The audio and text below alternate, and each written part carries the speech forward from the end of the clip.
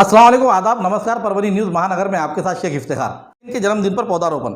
महाराष्ट्र राज्य के पत्रकार संघ के संस्थापक एवं प्रदेश संगठक श्रीमान संजय जी भोकरे, इनके जन्मदिन के अवसर पर शहर के शिवराम नगर में तारीख 26 अगस्त 2021 गुरुवार के रोज पौधारोपण किया गया। महानगर पालिका शिवसेना गट नेता चंदू शिंदे, इनके हाथों पौधारोपण किया गया। इस समय पत्रकार संघ के मराठवाड़ा उपाध्यक्ष विशाल माने, कार्याध्यक्ष गिरिराज भगत, जिला अध्यक्ष विलास चौहान, कार्याध्यक्ष विवेक मुंदड़ा, जिला अध्यक्ष विलास चौहान, कार्याध्यक्ष विवेक मुंदड़ा, तो अरुण रणखांबे, सुरेश कदम, विजय सातपुते, भैया देवतवाल, श्रीकांत गजराडे, एकनाथराव खटिंग, गमे, इंद्रजीत पवार, चक्रधर थोरात, संतोष केकान, मंगेश शिंदे, गरुड़ जादव, योगेश लोंडे, विष्णु दुदाटे आदि हाजिर थे। Subscribe now and press the bell icon. Never miss an update. जिस तरह बिजली महावितरण कंपनी अपने वसूली को लेकर पूरी तरीके से ताकत से जुड़ी हुई है, आज नांदेड़ के परिक्षेत्र के अधिकारी आए। उन्होंने तकरीबन 3 घंटे हमारा बोलना इसलिए है कि लंबा बोलना है कि 3 घंटे तक खड़े कर इन कर्मचारी अधिकारियों से उन्होंने जो मीटिंग ली, एक अचंभे की बात है कि 3 घंटे तक जो है तो इन कर्मचारियों को खड़ा किया गया। अरे आप ऑफिस है आपका, आपके ऑफिस में उन कर्मचारियों को बुलाकर जिस तरह मीटिंग ली जाए, अगर से ये योजना अगर से आपके पास नहीं है तो उन कर्मचारी और अधिकारियों को क्या होगा, जिनको आज हमारे यहाँ के एक सामाजिक संगठन के संस्थापक अध्यक्ष सलीम इनामदार, इन्होंने कुछ प्रश्नों को लेकर जब वहाँ के दरगाह रोड इलाके में कई घंटों तक वहाँ की लाइट बंद रही, वहाँ के कर्मचारियों को जब फ़ोन किया तो वहाँ के जो कनिष्ठ अभियंता मैडम है, उन मैडम ने उन कर्मचारियों को बुला लिया कि आप यहाँ तुरंत आइए, नहीं तो आपकी एब्सेंटी गिरेगी। और एब्सेंटी गिरेगी तो ये लोग घबरा कर वहाँ पर पहुँचे और वहाँ के दरगाहवासी इलाके के लोगों को तकरीबन 4 से 5 घंटे तक अंधेरे में रहना पड़ा, बिजली से गुल रहकर अपने घरों के अंदर बैठना पड़ा। इसका जिम्मेदार कौन? जबकि लोग अपने पैसे भर रहे हैं ईमानदारी से, जो तो बिल भर रहे हैं, लेकिन कुछ लोगों के कारण तुम अगर से सब लोगों को उसमें घेरे में लेंगे, ये उचित बात नहीं होगी। आपकी वसूली है, आप सख्ती से वसूल कीजिए, ये बात सही है, लेकिन उनके वजह से जिनके पैसे वसूल किए जा रहे हैं, जिनके पैसे भरे जा रहे हैं, आप बिना नागा जो तो आपकी जो महीने को जो पैसा जो भर दिया जाता है लाइट का, उन लोगों को तकलीफ क्यों मिल रही है? उन लोगों के लिए भी आपको कुछ कहना चाहिए। हम यहाँ के लोक प्रतिनिधि से हम ये कहेंगे कि जब यहाँ ऐसे बड़े अधिकारी आते हैं तो उनका काम है कि वो अधिकारियों से लोक प्रतिनिधि जो तो वार्तालाप करे और उन्हें बताए समस्या कि भाई आपके पैसे भरने के लिए लोग तैयार है, लेकिन आपकी सर्विस सही मिलना चाहिए। आपके साथ देखिए कि आपके मीटर जो आपके डीपी है कई सालों से पुराने हैं, वो जल कर खराब हो रहे हैं, आपके वायर, आपने जो तो हाई टेंशन के वायर लेकर आए हैं, 5 का एक ग्रुप बना हुआ है, लेकिन वो वायर से आपकी जो सप्लाई नहीं हो रही है, 3 फेस उस पर नहीं चलता है, और जब सिंगल फेस पे आता है तो लोडिंग कम हो जाती है, और लोडिंग कम होने से कई घरों के टीवियां, फ्रिज, ऐसे अन्य सामग्री जो है इलेक्ट्रॉनिक, वो जलकर खाक हो जा रही है, खराब हो जा रही है। उसका जिम्मेदार कौन है? अगर से एमएससीबी को अगर सही ढंग से चलाना है, आपकी वसूली कीजिए, लेकिन वसूली के लिए आपको पैसे देने के लिए भी तैयार है नागरिक, लेकिन उनके घरों के नुकसान ना हो, इस पर भी आपको जो तो एक्शन लेना पड़ेगी। कभी जो तो हाई बिजली छोड़ देते हैं तो कभी लो बिजली हो जाती है। इसकी वजह बात क्या है? आपके कर्मचारी तो यहाँ पर पूरी तरह से बैठने के बावजूद भी अगर से काम नहीं होता है तो फिर उन कर्मचारियों पे भी एक्शन होना चाहिए, और नागरिक जो आपके पास जो लेके समस्या लेकर आ रहे हैं, उन समस्या को भी आपको पहले छुड़वाना होगा ताकि आपकी वसूली जारी हो। परभनी के मशहूर होम्योपैथी को नई दिशा देने वाले डॉक्टर परवीन मधुकर साड़ीकर, उम्र 42 साल, इनका तारीख 25 अगस्त 2021 बुधवार के रोज सुबह तबीयत खराब होने के कारण मृत्यु हुई है। अंत्यविधि उनके रहते घर गुडलक हाउसिंग सोसाइटी नागपुर में तारीख 26 अगस्त गुरुवार के रोज सुबह 11 बजे किया गया। उनके पश्चात अर्थो होम्योपैथी इसके आगे संभालने वाले उनकी पत्नी भावना परवीन साड़ीकर और उनका एक लड़का, एक लड़की, माता पिता, भाई, ऐसा परिवार है। परभनी जिले के लिए नए आए हुए जिला अधिकारी आंचल गोयल, इन्होंने जब यहाँ पर जो नागरिकों ने उन पर जिस तरह से भरोसा दिखाकर उन्हें यहाँ पर बुलाया गया है और विश्वास के तहत जो आंदोलन छेड़ा गया था, उस आंदोलन पर खरे उतरते हुए कुछ जगहों पर दिखाई दे रहे हैं। उन्होंने आज परभनी शहर के महानगर पालिका के उन हदों को जायजा लिया जिसमें यहाँ का फिल्टर प्लांट राटी का जो है उसकी जायज़ा लिया, उसी के साथ यहाँ का नाना नानी पार्क उसका भी जायज़ा लिया, और जो हमारे पास बनाया गया है कूड़ेदानी के कचरा जो डालने के लिए जो बोरवन पर जो नियोजन किया गया था, उस नियोजन का भी जायज़ा लेते हुए धार रोड की जगह पर जाकर उन्होंने जायज़ा लिया। इस सब का जायज़ा लेने के बाद इनके साथ जुड़े हुए थे आयुक्त देवीदास पवार, अतिरिक्त आयुक्त रंजित पाटील, शाखा अभियंता हेमंत दापेकर, कनिष्ठ अभियंता बालाजी सोनुले, हर्षद शेख, पवन देशमुख, उप अवेक्षक शेख इस्माइल, महाराष्ट्र जीवन प्राधिकरण शाखा अभियंता देशमुख चौधरी केवाड़ आदि मौजूद थे। मनपा प्रशासन उनके साथ जुड़ा हुआ था। लेकिन इससे पहले जब जायजा लिया उन्होंने, जायजा लेने के बाद आप इसके अंदर क्या क्या मामले निकलते हैं ये हम हमारे जिला अधिकारी को बताना चाह रहे हैं कि जिस तरह नाना नानी पार्क में करोड़ों रुपए की धांधलियां मची है और वहां का काम आपने जब देखा होगा तो किस तरीके से काम हुआ है, तो इतने लाख करोड़ों का जो बिल निकला है और काम कितना हुआ है ये आपके आंखों के सामने आ चुका है। अब इस पर आप क्या कार्रवाई करेंगे, ये भी एक सवाल होता है। उसी के साथ साथ जो आज आपने राहटी में जाकर जो जायजा लिया, राहटी की जो पुरानी मशीन है वो पुरानी मशीन के ऊपर आप ये लोडिंग देखिए कि वहां का जो बिजली का जो लोड है, उस वहां का जो मशीन की जो तकनीकी चीजें हैं वो वहां पर गायब है।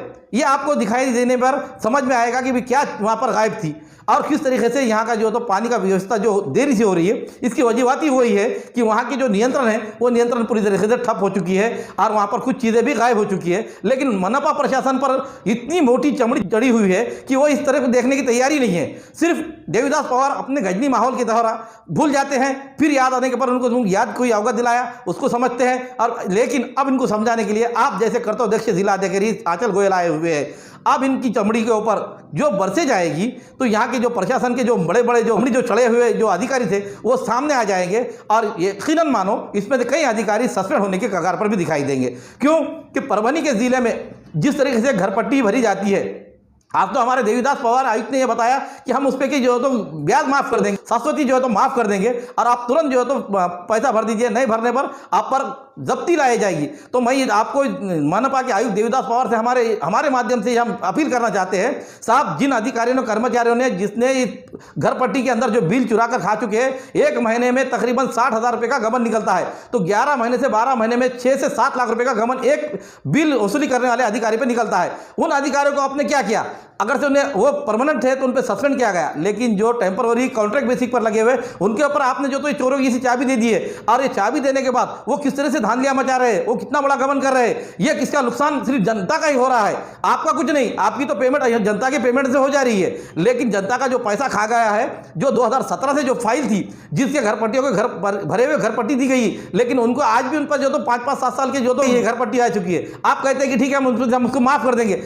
देंगे, लेकिन वो पैसा उन अधिकारियों ने कर्मचारियों ने चुराया और गबन किया तो कहां गया, उन पर क्या कार्रवाई की गई, इसके बारे में आप सविस्तर जानकारी दीजिए। जब आपके पास जब प्रेस के कोई आती है, मीडिया के कोई आते हैं, तो आप जो तो वो टाल मटोल यानी कि उड़ाउड़ी की बातें कर देते हैं और बात खत्म कर देते हैं। लेकिन अब ये बात नहीं चलेगी, क्योंकि आप जिला अधिकारी ने भी आप पर मनपा पर प्रशासन पर कमान कसी है। उनके पास जो बातचीत गई है वो बातों को देखते ही उन्होंने आज पूरी तरीके से जायजा लिया। नाना नानी पार्क का भी है, पानी की लाइन की जो योजना है उसकी भी उन्होंने जायजा लिया और दमकल विभाग का भी जायजा लिया कि भाई यहाँ पर डंपिंग विभाग के अंदर जो माहौल है, डंपिंग विभाग क्यों नहीं जा रहा है बोरवन, और इसके बारे में उन्होंने जायजा लेकर आने वाले दिनों में उन्होंने क्या निर्णय लेंगे ये हम आपके सामने तो पेश करेंगे ही। लेकिन उससे पहले हम ये बताना चाह रहे हैं कि इस तरीके से धांधलियां आप महानगर पालिका में नहीं चलेगी, ये आप समझ लीजिए। आम जनता का अब यहाँ पर राज आ चुका है, क्योंकि जनता ने जो जिस तरीके से निपक्ष और अच्छे अधिकारियों को यहाँ पर बुलाया है वो लोग उस तरीके से काम कर रहे हैं।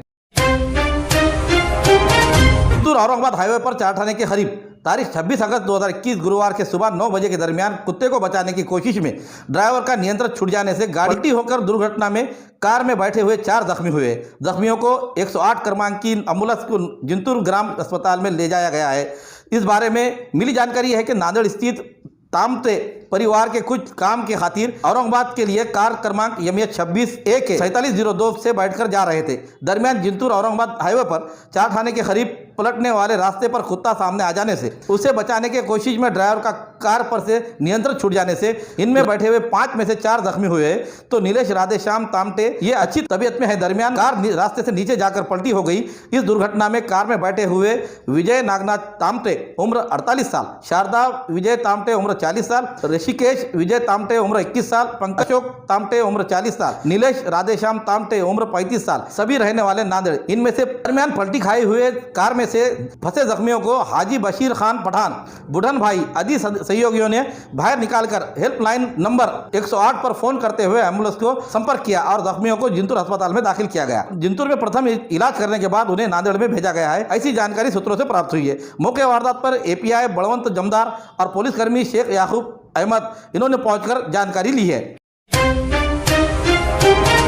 कुछ हाल पहले हमने सरकारी अस्पताल के एक अस्थि व्यंग जहाँ पर जिस तरीके से एक्सीडेंट के मामले हो सकते हैं, हड्डियों की जो कमर के हड्डियों की बीमारी है, वो बीमारी को किस तरह से हम महात्मा फुले योजना से बिठा रहे हैं और बड़े से बड़ा ऑपरेशन, लाखों का ऑपरेशन यहाँ पर फ्री कर रहे हैं अस्पताल में। ऐसा यहाँ के दुतमल इन्होंने हमारे पास जो तो मुलाकात देते हुए बताया था और हमने पूरा लाइव जो तो वहाँ की जो ऑपरेशन है वो बताया था। लेकिन आज कुछ पेशेंटों का और कुछ कर्मचारियों का ये बोलना है कि यहाँ पर कुछ पेशेंटों को जो बाहर भेजा जा रहा है वो कम कीमत के होने के बावजूद भी उन पर यहाँ इलाज नहीं करते हुए नांदेड़ और औरंगाबाद रेफर किया जा रहा है। ऐसी तकरारें हमारे पास आई है। उसी के साथ साथ जिस तरह से उस बारी को हमने जब लेकर आपके सामने जायजा रखा था, हमने दर्शकों के सामने, हमारे व्यूअर्स के सामने बताया था कि अब यहाँ जिला प्रशासन का जिला अस्पताल बहुत अच्छा हो चुका है, आप यहाँ पर लाइए। लोग यहाँ ला रहे हैं, लोग यहाँ की फीस भी देने के लिए तैयार है, जो आपकी जो मामूला रहता है वो भी देने के लिए तैयार है। लेकिन यहाँ का एक्सरे मशीन और यहाँ की सीटी स्कैन की हालत जो देखेंगे ज्यों की त्यों ही पड़ी हुई है। सिर्फ हमारे पास जो है तो संभाषण किया गया। आज हमारे लाइव जो है तो वहाँ के लोक श्रेय मंत्रिमंडल के संस्थापक अध्यक्ष सलीम इनामदार, इन्होंने जब वहाँ पर जाकर जायजा लिया तो वहाँ पर जब लाइव में ये देखा गया कि एक दो घंटे तक कर्मचारी वहाँ पर मौजूद नहीं है, और जो मौजूद है तो मशीन खराब है, तो फिर लोग जाएंगे कहाँ, पेशेंट किस तरह परेशान हो रहा है, इस पर भी आप ध्यान देने की जरूरत है जिला सर्जन को। और उसी साथ साथ इस अस्पताल पर भी आप जिला कलेक्टर जाकर वहाँ पर जायजा ले और अस्पताल का भी जायजा लेकर यहाँ के क्या धांधलियाँ मच रही है इस पर कमान कसे, ऐसी अपील की जा रही है। परभनी सरकारी अस्पताल में डेंगू जैसे रोग से वहाँ के मरीज़ बहुत परेशान हैं। अभी अभी कोरोना की लाट ख़त्म हो ही नहीं हुई कि लोग अब प्राइवेट दवाखाने में जा रहे हैं और यहाँ तक के लोगों को अभी आमदनी नहीं होने की वजह से दिक्कत आ रही है।